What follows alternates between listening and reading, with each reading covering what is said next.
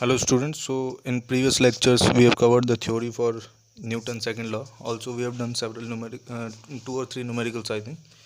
So इस lecture में हम पढ़ेंगे examples based on Newton second law.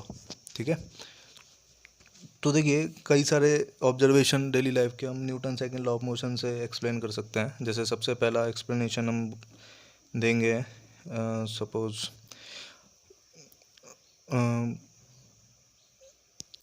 Cricketer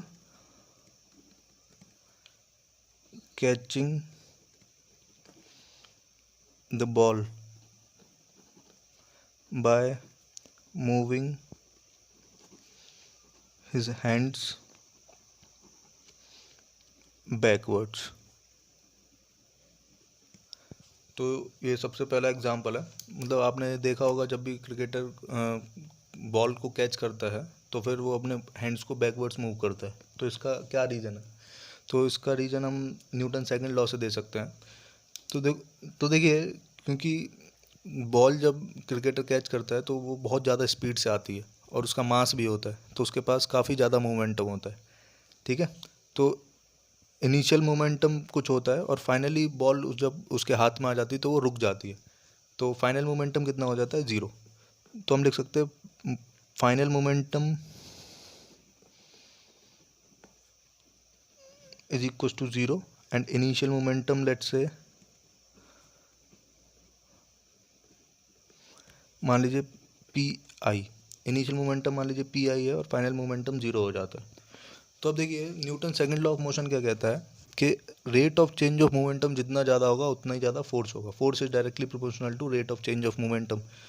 तो बॉल जब उसके हाथ में हिट करती है तो वो कुछ फोर्स लगाती है, तो वो फोर्स किसके डायरेक्टली प्रोपोर्शनल होगा? Rate of change of momentum के.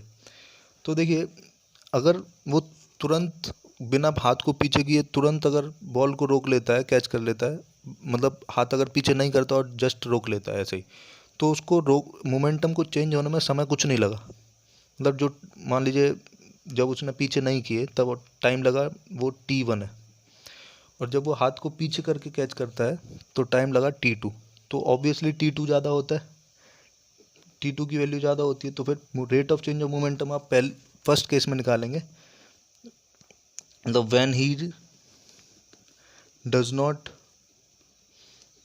Move his hand backwards. ठीक है, और व्हेन ही मूव्स, तो जब वो पीछे नहीं करता है तो फिर टाइम T1 लगा. तो आप rate of change of momentum निकालेंगे तो p i minus zero upon T1. तो ये कितना आया? P i by T1. ठीक है, और जब वो पीछे करता है तो टाइम ज़्यादा लगता है क्योंकि उसको कुछ समय लगेगा हाथ को पीछे करने में, तो एक्स्ट्रा टाइम उसको मिल जाता है. ठीक है, तो T2 टाइम हो गया, तो वो ज़्यादा होगा. तो फिर हम निकालेंगे तो क्या आएगा? P i minus zero upon T2, मतलब पी आई बाय T2. अब आप दोनों का रेट ऑफ चेंज कंपेयर करें तो पी आई बाई T2 जो है वो छोटा होगा as compare to p i by T1. मतलब ये वाली वैल्यू ज़्यादा छोटी होगी, सॉरी ये वाली वैल्यू छोटी होगी क्योंकि T2 ज़्यादा है, डिनोमीटर ज़्यादा है, तो फिर ये वैल्यू छोटी हो जाएगी. और इधर डिनोमीटर कम है तो ये वैल्यू बड़ी हो जाएगी. तो फिर क्योंकि ये वैल्यू कम है इसका मतलब फोर्स भी कम है, क्योंकि ये हमने क्या निकाला? Rate of change of momentum. तो फोर्स भी rate of change of momentum के डायरेक्टली प्रोपोर्शनल होता है. इसलिए हम ऐसा लिख सकते हैं F1 is greater than F2. तो मतलब हाथ पीछे करने का मतलब क्या है कि उसके हाथ में चोट कम लगे, जिस फोर्स कम लगे. फोर्स कम लगेगा तो फिर चोट भी कम लगेगी. तो आई होप आपको ये समझ में आया. तो ये फर्स्ट इलस्ट्रेशन है. ऐसे ही हम एक दो और इलस्ट्रेशन दे सकते हैं. जैसे सेकंड है, we get hurt more when we fall on strong ground than on cushion.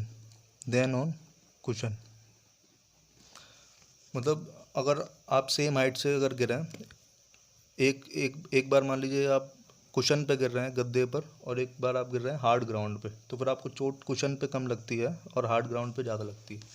इसका भी रीज़न हम Newton second law of motion से दे सकते हैं।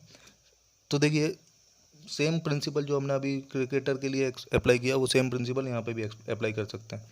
तो जब वो गिर रहा था तो उसकी वेलोसिटी मान लीजिए, मतलब जब वो गिरता है उसके पास ज़्यादा वेलोसिटी होती है, और जब फाइनली टोटल गिर जाता है तो उसकी वेलोसिटी ज़ीरो हो जाती है। तो फाइनल मोमेंटम फिर से हम लिख सकते हैं ज़ीरो, और इनिशियल मोमेंटम मान लीजिए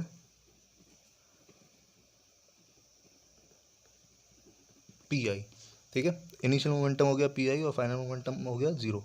तो जब वो ग्राउंड पर गिरता है तो वो तुरंत उसका मोमेंटम ज़ीरो हो जाता है। ठीक है, तो मान लीजिए ग्राउंड पर गिरा, तब टाइम लगा उसको t1 मोमेंटम को चेंज होने में, ऑन ग्राउंड है ना। और ऑन कुशन अगर हम लिखें तो मान लीजिए टाइम लगा t2। तो कुशन पे क्या होता है, उस वो थोड़ा थिक होता है कुशन, तो वो कंप्रेस होता है जब वो उस पर गिरता है, तो मोमेंटम को ज़ीरो होने में थोड़ा सा टाइम ज़्यादा लगता है as compare to on ground. ठीक है, क्योंकि कुशन उसकी कुछ थिकनेस होती है, तो जब वो गिरता है तो पिचकता है, तो थोड़ा टाइम उसको कंप्रेस होने में लग जाता है। तो हम t2 को ज़्यादा लिख सकते हैं t1 से। तो फिर अगर हम rate of change of momentum निकालें तो क्या लिखेंगे, P i minus zero upon t1, और इधर क्या लिखेंगे, P i minus zero upon t2। तो t2 क्योंकि ज़्यादा है तो ये वैल्यू छोटी हो जाएगी, तो फिर हम लिख सकते हैं ये वाला rate of change of momentum ज़्यादा होगा, मतलब ग्राउंड पे, तो इसलिए फोर्स ऑन ग्राउंड जो होगा वो ज़्यादा होगा फोर्स ऑन कुशन, तो इसलिए हमें कुशन पे चोट कम लगती है। ठीक है, तो ये सेकंड एग्जांपल था। तो इसी तरीके से आप अगर और कोई भी क्वेश्चन आएगा तो आप इजीली आंसर कर सकते हैं। आई होप ये दो एग्जांपल सफिशिएंट है। तो अब हम प्रोसीड करेंगे Newton third law of motion पे।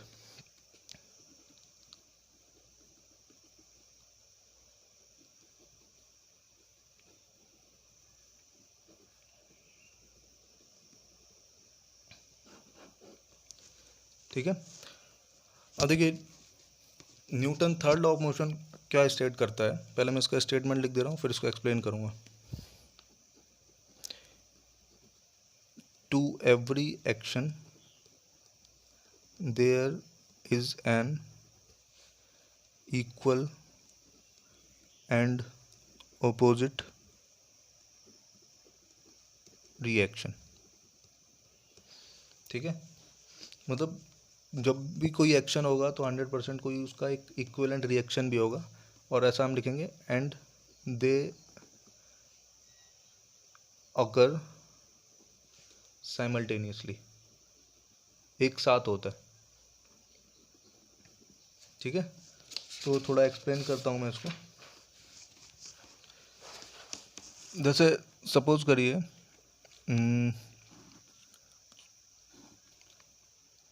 ये एक टेबल है लेट से, और इस पर एक बॉक्स रखा हुआ है इस तरीके से। ठीक है,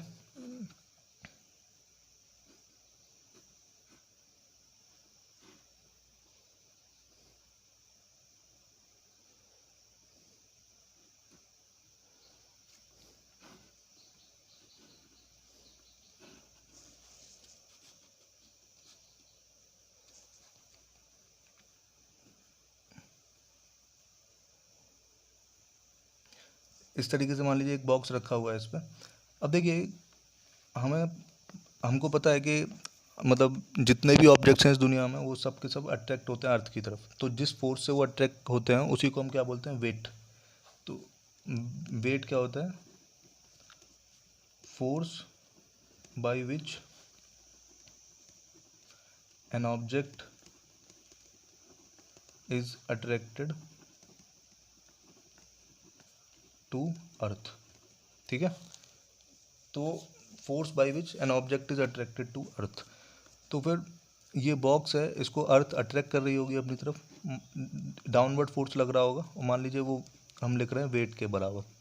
ठीक है, तो आपको ये एक्सपीरियंस होगा कि जितने भी ऑब्जेक्ट्स हैं सब अर्थ की तरफ अट्रैक्ट होते हैं। जैसे एप्पल डाउनवर्ड गिरता है, आप बॉल ऊपर फेंकें तो बॉल फिर वापस नीचे गिरती है, तो आप बोल सकते हैं कि सारे के सारे ऑब्जेक्ट अर्थ की तरफ अट्रैक्ट होते हैं। तो जिस फोर्स से वो ऑब्जेक्ट अर्थ की तरफ अट्रैक्ट होता है उसको हम क्या बोलते हैं, वेट। तो मान लीजिए ये बॉक्स रखा है इस टेबल पे, तो इस बॉक्स को अर्थ अट्रैक्ट कर रही होगी कितने फोर्स से, वेट से। अब देखिए क्योंकि ये वेट डाउनवर्ड तो मूव नहीं कर रहा है, है ना। तो ये वेट डाउनवर्ड, मतलब ये बॉक्स नीचे तो नहीं जा रहा है, ऐसा नहीं टेबल तोड़ के नीचे चला गया, तो इसका मतलब कोई फोर्स इसको रोक रहा है, क्योंकि अगर एक ही फोर्स लगेगा तो ये नीचे चला जाएगा, तो इसका मतलब कोई फोर्स इसको रोक रहा है। तो फिर इस बॉक्स पर एक वेट के अलावा एक और फोर्स लग रहा होगा, जो ये टेबल लगा रही होगी इस पर, ठीक है। तो मान लीजिए ये फोर्स है एफ, ये फोर्स हम क्या बोल रहे हैं, force due to table on box, ठीक है। तो एक्शन और रिएक्शन पेयर क्या होते हैं, अब देखिए ये वेट इसने अर्थ ने इस बॉक्स पे लगाया, तो फिर अर्थ पर भी ये बॉक्स फोर्स लगाएगा एग्जैक्टली वेट के बराबर। तो ये वाला वेट और ये वाला वेट हम बोलेंगे कि ये वेट, मतलब जो फोर्स लगा अर्थ के कारण इस बॉक्स पे, तो ये हुआ एक्शन, और इसका रिएक्शन क्या हुआ, इस बॉक्स ने भी अर्थ को उतने ही वेट से खींचा, तो फिर ये क्या होगा, रिएक्शन, ठीक है। और ऐसे ही ये फोर्स किसने लगाया, due to table on box, तो फिर इतना ही फोर्स ये जो टेबल है इस पर भी लगेगा ड्यू टू बॉक्स। तो एक्शन और रिएक्शन साइमल्टेनियसली होते हैं, और जब भी एक्शन होगा तो हमेशा रिएक्शन भी होगा। तो हम एक्शन और रिएक्शन पेयर्स के बारे में कुछ बातें लिख सकते हैं। एक्शन रिएक्शन पेयर्स, सबसे पहली बात तो हम क्या लिख सकते हैं, एक्शन रिएक्शन पेयर्स हमेशा they act on different bodies,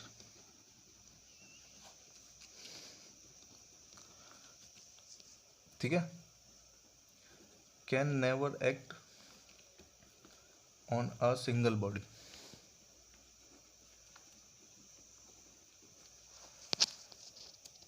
मतलब कभी भी ऐसा नहीं होगा कि मतलब दोनों के दोनों एक्शन और रिएक्शन एक सिंगल बॉडी पर हो जाए, they act on different bodies, ठीक है। जैसे आपने यहाँ पर देखा, ये अर्थ और बॉक्स दो डिफरेंट बॉडीज़ हैं, अर्थ और बॉक्स और ये टेबल, ये दो डिफरेंट बॉडीज़ हैं, तो डिफरेंट बॉडीज़ पे लगते हैं, कभी भी सिंगल बॉडी पे नहीं लगेंगे। तो ये फर्स्ट प्रॉपर्टी होगी एक्शन रिएक्शन पेयर की। सेकंड आप लिख सकते हैं, they are equal in magnitude, ठीक है। जो एक्शन रिएक्शन पेयर में फोर्सेस लगेंगे वो इक्वल इन मैग्नीट्यूड होंगे एंड अपोजिट इन डायरेक्शन होंगे, ठीक है। मतलब उनका मैग्नीट्यूड सेम होगा और डायरेक्शन अपोजिट होगा। जैसे आप यहाँ पर देख सकते हैं, वेट और वेट दोनों इक्वल मैग्नीट्यूड के हैं और डायरेक्शन अपोजिट है। ऐसे यहाँ पे फोर्स और फोर्स दोनों इक्वल मैग्नीट्यूड और डायरेक्शन अपोजिट, दोनों डिफरेंट बॉडीज़ पे लगेंगे, इक्वल इन मैग्नीट्यूड होंगे एंड अपोजिट इन डायरेक्शन। और थर्ड हम लिख सकते हैं, they are of same nature,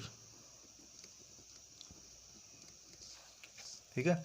same nature मतलब जो फोर्स मतलब जो फोर्स का नेचर एक्शन में होगा वही फोर्स का नेचर रिएक्शन में भी होगा। मतलब जैसे यहाँ पर वेट है तो यहाँ वेट हुआ, ऐसे ही अगर मैग्नेटिक फोर्स होता तो मैग्नेटिक फोर्स ही रिएक्शन होता, अगर इलेक्ट्रिकल फोर्स होता तो इलेक्ट्रिकल फोर्स ही रिएक्शन होता, ठीक है। तो नेचर भी सेम होता है। नेचर के लिए आप यहाँ लिख सकते हैं, ग्रेविटी, इलेक्ट्रिक और मैग्नेटिक, ठीक है। तो जब भी आप एक्शन रिएक्शन पेयर आइडेंटिफाई करेंगे तो ये तीन कंडीशन फुलफिल होनी चाहिए। तो जैसे इस एग्जांपल में आप देख सकते हैं, दो एक्शन रिएक्शन पेयर्स हैं, एक ये वाला वेट वाला और ये फोर्स वाला, ठीक है। तो this is Newton third law, मतलब जब भी किसी बॉडी पर एक्शन होगा तो 100% रिएक्शन भी होगा। जैसे सपोज करिए, एक एग्जांपल मैं दे रहा हूँ, सपोज ये एक वॉल है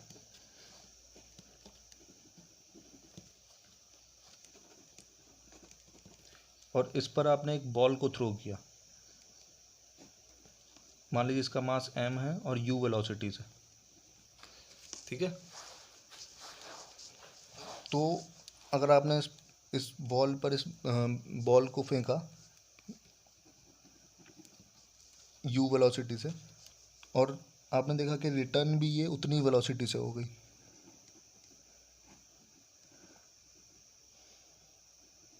ठीक है।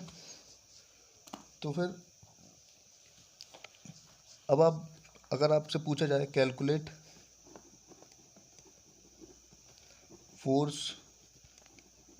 Applied by ball on wall, मतलब इस बॉल ने इस वॉल पे कितना फोर्स लगाया, तो इस क्वेश्चन को आप Newton third law of motion से आंसर कर सकते हैं। हालांकि ये न्यूटन सेकंड लॉ भी इसमें अप्लाई होगा। तो देखिए हम कैसे आंसर करेंगे। तो अब देखिए इस वॉल पर जो फोर्स लगेगा वो हम डायरेक्टली कैलकुलेट नहीं कर सकते। उसको कैलकुलेट करने के लिए हमें बॉल पर फोर्स कैलकुलेट करना पड़ेगा। मतलब फोर्स ऑन बॉल हम कैलकुलेट करेंगे बाई वॉल, मतलब इस बॉल पे दीवार के कारण कितना फोर्स लगा वो हम कैलकुलेट कर सकते हैं। वो कैसे कैलकुलेट करेंगे, हमें पता है न्यूटन सेकंड लॉ से कि force is directly proportional to rate of change of momentum. तो इसका rate of change of momentum निकालेंगे। तो फाइनल मोमेंटम कितना हुआ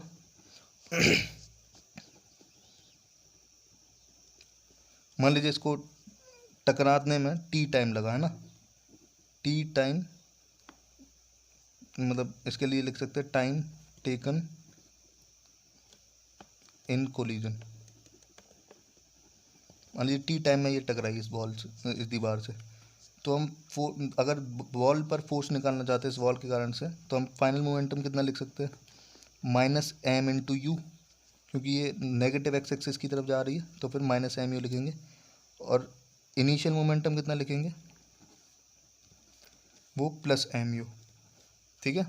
तो फिर चेंज इन मोमेंटम कितना हुआ,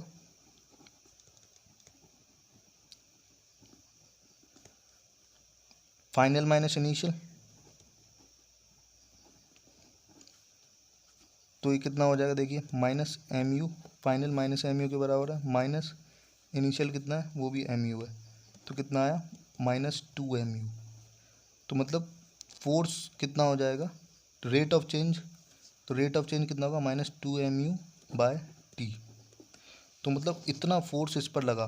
तो देखिए मास पॉजिटिव होता है, यू पॉजिटिव होता है, टी भी पॉजिटिव, मतलब ये पूरा टर्म नेगेटिव आएगा हमेशा। ठीक है। नेगेटिव का मतलब इस पर जो फोर्स लगा वो लेफ्ट डायरेक्शन में लगा। फोर्स नेगेटिव मतलब फोर्स किधर लगा, नेगेटिव डायरेक्शन, मतलब इसीलिए बॉल इधर गई है ना, क्योंकि फोर्स इधर लगेगा तभी बॉल इधर जा पाएगी, क्योंकि पहले वो इधर चल रही थी, फोर्स के ही कारण उसका डायरेक्शन चेंज हुआ। तो आप Newton third law of motion से बोल सकते हैं, क्योंकि इस पर बॉल पर फोर्स लगा दीवार के कारण लेफ्ट डायरेक्शन में, तो फिर एग्जैक्टली इतना ही अमाउंट का फोर्स ये दीवार पर भी लगाएगी प्लस एक्स डायरेक्शन में। ठीक है। बॉल पे फोर्स लगा लेफ्ट डायरेक्शन में, तो बॉल उतना ही अमाउंट का फोर्स इस पर लगाएगी according to Newton third law in right direction. तो आप इस क्वेश्चन का आंसर कितना लिख सकते हैं, two m u by t, क्योंकि ये माइनस क्या बता रहा है, नेगेटिव डायरेक्शन में फोर्स लगा, मतलब लेफ्ट डायरेक्शन में, तो प्लस राइट डायरेक्शन का जब आप फोर्स लिखेंगे तो क्या लिखेंगे plus two m u by t. तो दिस इज द आंसर। ठीक है। तो ये आज Newton third law of motion हमने ख़त्म किया। अब नेक्स्ट लेक्चर में हम कंजर्वेशन ऑफ मोमेंटम पढ़ेंगे। तो that will be the last topic for this chapter. Thank you very much. If you have any doubt, you can ask by sending me the screenshot of the screen. Thank you.